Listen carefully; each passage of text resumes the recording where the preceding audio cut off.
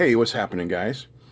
I'm sure you remember last week I built this little strobe kit that Vim sent me from Amazon for my birthday. And it's AC powered, obviously. It uses a diac here. Let me bring this up closer. Right there is a diac. And that triggers this triac, which fires a pulse into this transformer, which takes our 110 volts and sends it up to well over 2K. We have a pot which controls the speed, and it's just a fun little thing to play with and mess around with. Well, 2 days later, after receiving this kit, this one came in the mail, also from Vim. And that other kit was a Velleman kit also. So I thought I've had killer headache for the last couple days, so why not just take it easy today and build an easy, nice little kit. And like I said before, what I like about Velleman kits, which I believe are from Belgium, is they usually have just awesome documentation. And again, here they do. So here is our schematic. Let's take a look at it. Okay. Let's take a look at our schematic here. We've got 1K, 1K, 1K, and 1K. These are all collector resistors here, except for this one. We have 100K going into a voltage divider here with a speed switch, so we can switch what looks like from either the 1K, or if we put it down here we get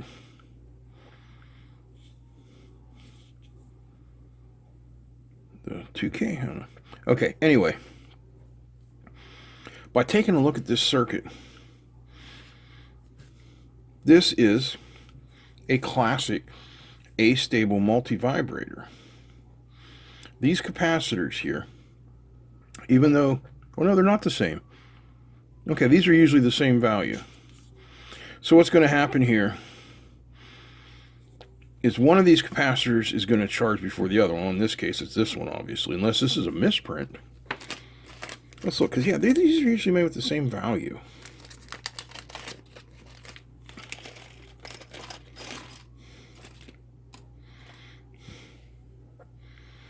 What we got here? That's 100.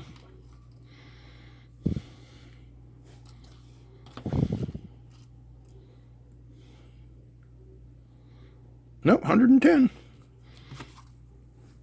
So this one's going to charge first,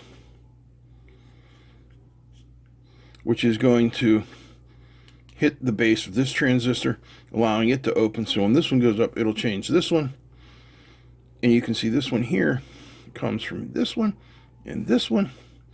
Basically, these are just going to switch back and forth on the charging and discharging of these two capacitors. And when it happens, we're going to get bang out of the LEDs. Well, we hope they don't bang, but you get the idea. So here's our single-sided board.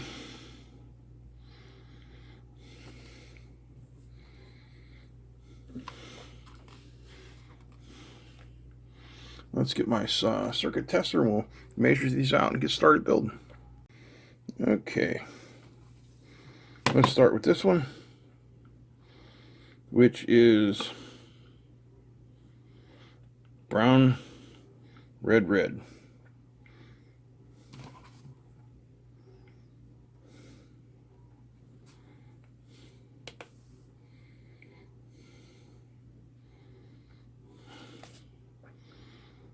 Two 176.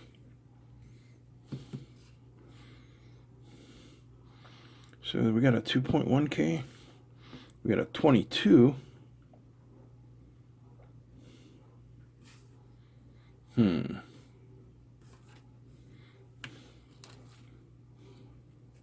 That's got to be 22K.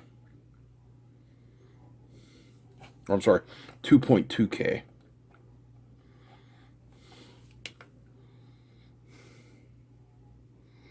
What's this one? Nope, that's 22. So R7 is 22.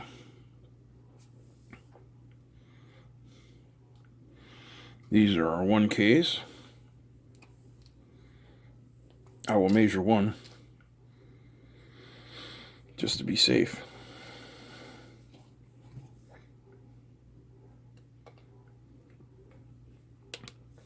I apologize for the loud breathing in my videos.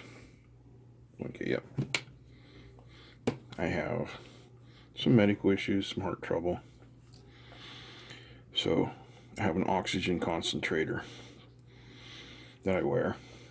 And you can hear it sometimes. And I apologize. I know that is upsetting to some people, but just the way it is here. 1, 2. Oh, that's variable. That's why. So these are okay.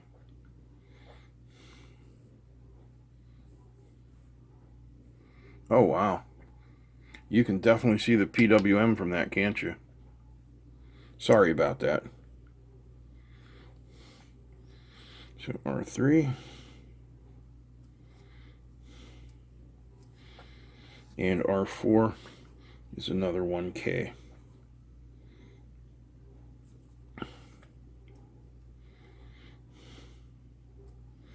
There we are.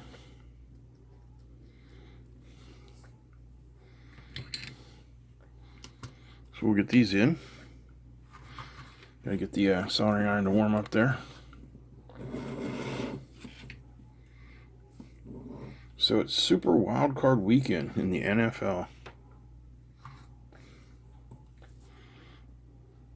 It'll be interesting to watch the Miami Buffalo game tomorrow. Since, you know, Miami stole the Steelers spot. Not really.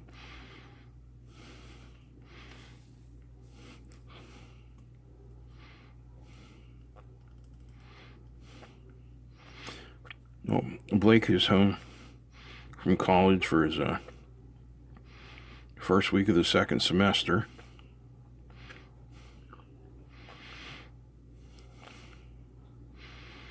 And he is definitely enjoying his archaeology class, he told me. He called me on the first day, pardon me, to tell me he was very excited about it. And we talked about his professor. Her name is Dr. Tekla Schmaus. I said, oh my. I said, that's very German. I said, does she have an accent? He goes, no, not at all. She's from Chicago. I thought that was funny. And then for his physics class, his professor is from Israel. Dr. Hannah Salman. And Blake said he told the class the first day, he says, I've been here, I gotta fix that one. He said, I've been teaching and researching here at Pitt for 14 years. He goes, I don't care if you come to class or not. If you think you can learn it on your own, go ahead. We'll see what happens. So that was kind of funny. I got a kick out of that. See, I forgot to do this when I put them in. But that's better now. Okay, they're all in. So now we have R5, which is our 100K.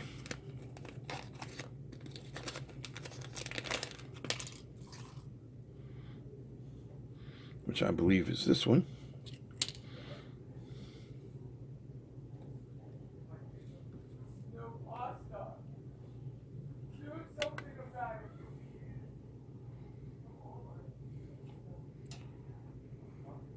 There we go.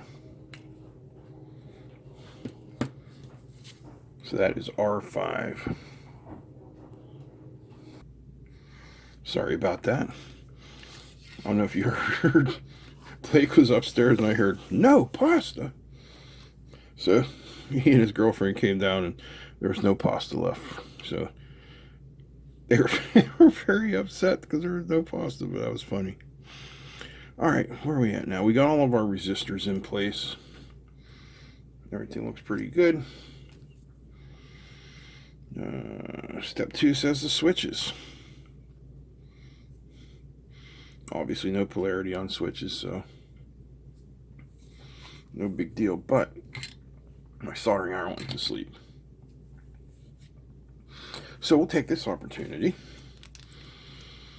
to just apply a little bit of Uncle Rob's Magic Solder Flux, just to help things flow. A little touch for thermal conductivity, and we'll put one of these pads down. Come on, there we go. Didn't want to flow very much. Now let's put the other one in.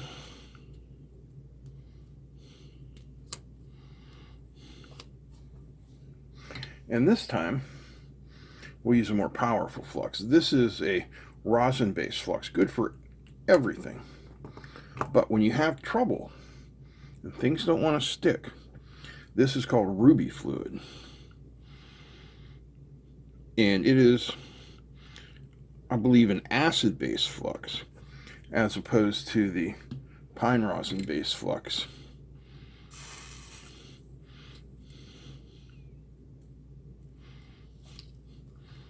Yeah, that worked very nice. Now, the downside to using the ruby fluid is it is corrosive, so you have to use some acetone or some isopropyl and make sure you get that ruby fluid off. Otherwise, it is just going to eat up your board.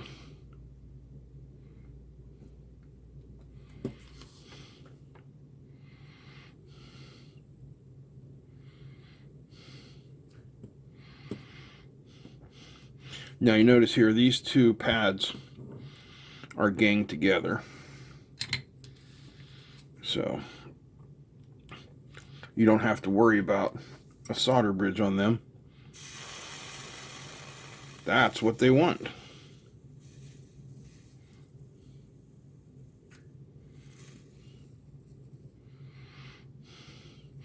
Now I got a question email a few days ago from a Canadian named Jade, who actually makes jewelry and was learning to solder. And she had a question because she had this brown residue she thought was coming off the tip of her soldering iron. I said, no, it's not coming off the tip of your soldering iron. That is the flux. And that can be cleaned off with alcohol. All right, next they want us to do the transistors. How many transistors we have? Three. They're all the same. These are BC547s, which are very common general purpose NPN transistors.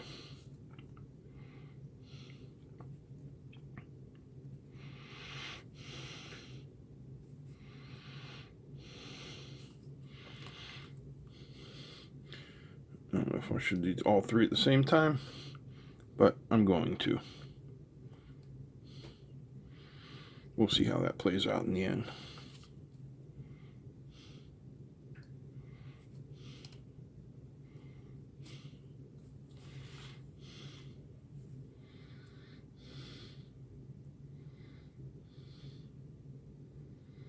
I'm just putting the legs into a bit of an easier position for me to get them in place. I'm sorry I don't have a... Shit, I had it right the first time. Oh, pardon my French.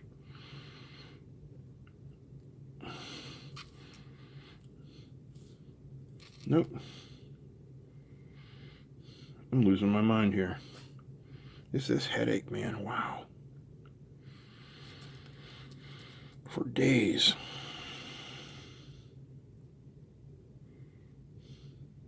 Come on.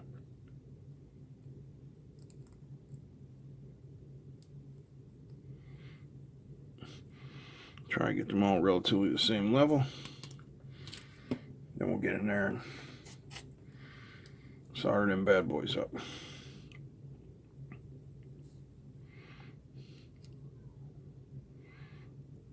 If you're doing a bunch of transistors, like in this case there's 3 of them, do one leg of each one at a time, and what that does is spreads out the heat, because heat is the enemy of integrated components. You don't want to be getting them too hot, which is another reason that it's better to go with a higher heat for a shorter period of time than a lower heat for a longer period of time, because that gives more time for heat soak.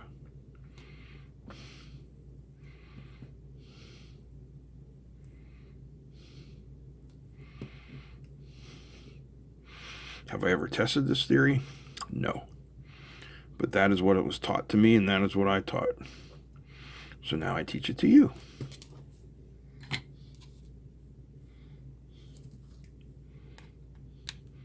Any metallurgists out there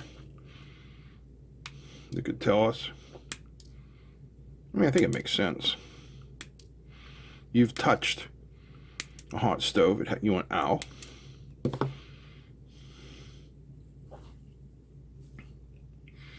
But have you left your hand there, you know, it would have been burnt bad because it had more time for the heat to penetrate.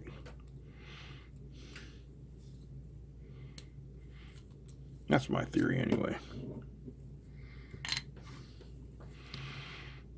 I'm sorry, I'm just not as talkative as I usually am.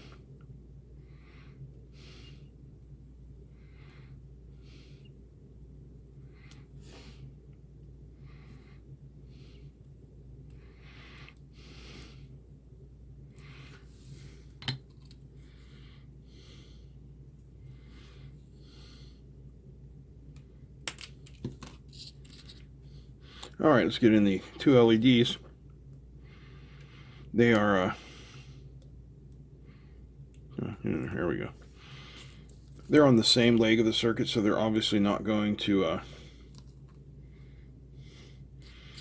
flash alternately.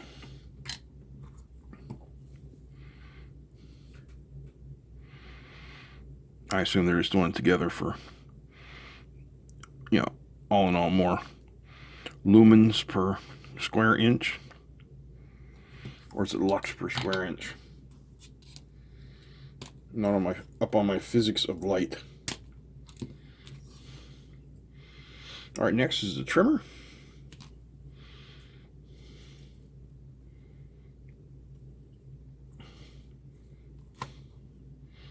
Now there's a lot of copper in here, so it may take a little more heat than a smaller component would.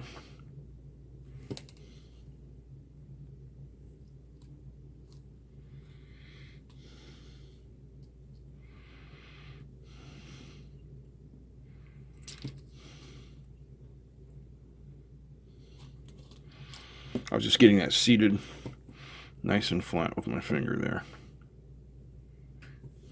All right, only 2 components left. Arguably the most important ones in the whole bang. I don't know why I keep saying bang. Shebang. The whole shebang. I don't know.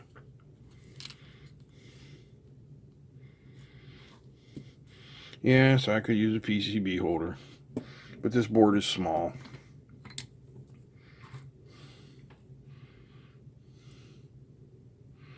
And I'm just tinning the tip of that iron. That's all I'm doing.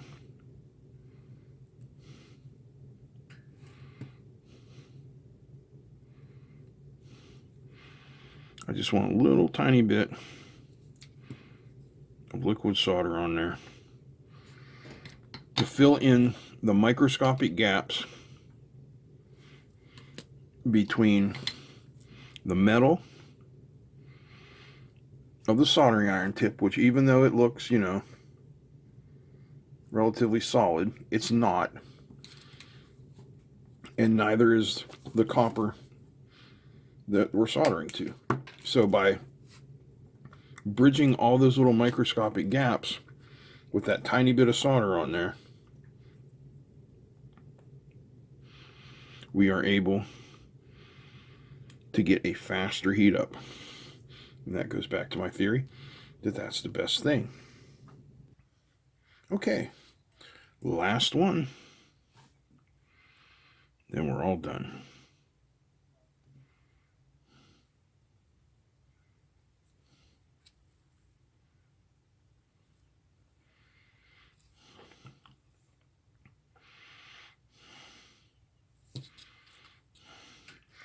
All right, now the last step on here is to solder on this 9-volt battery holder, but I'm not going to use a 9-volt battery holder. We're just going to hook it up to the power supply.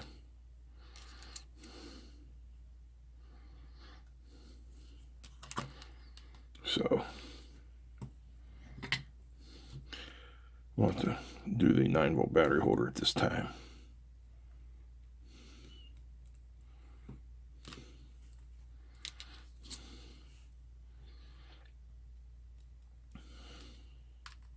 Oops. That didn't work as well as I had hoped. That'll work better. And our last solder joint of the project. You should never say that, by the way. Chances are if you say that, you missed something or you had a bad joint and you're coming back. Okay. Power supply. Let's hook up our grounds first. Somebody asked why you always hook up the grounds first. Because voltage can float. Excuse me. Just because you have 9 volts here and 9 volts here doesn't mean they share the same ground reference. This 9 volts could be up here. It could be 11 to 20 volts and this is 0 to 9. Excuse me. Oh, pardon my coughing. Okay. Power supply output is on. Power switch on. Drawing 22 milliamps. Nothing's happening.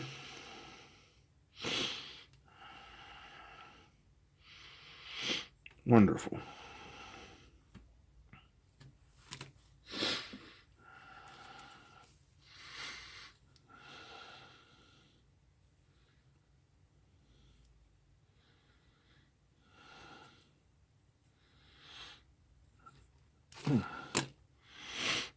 What is going on?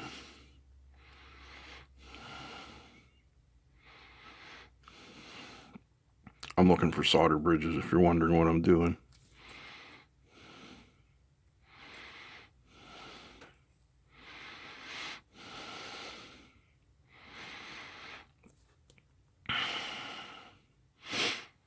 Okay.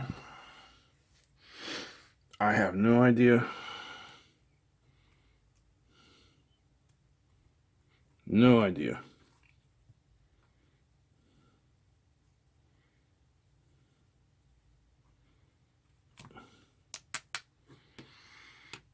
As you can see here, it just fell off the table. 9 volts, 23 milliamps.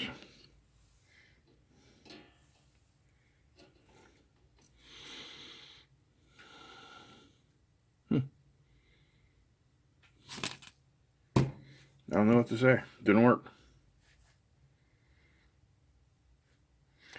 That's it. I'm out.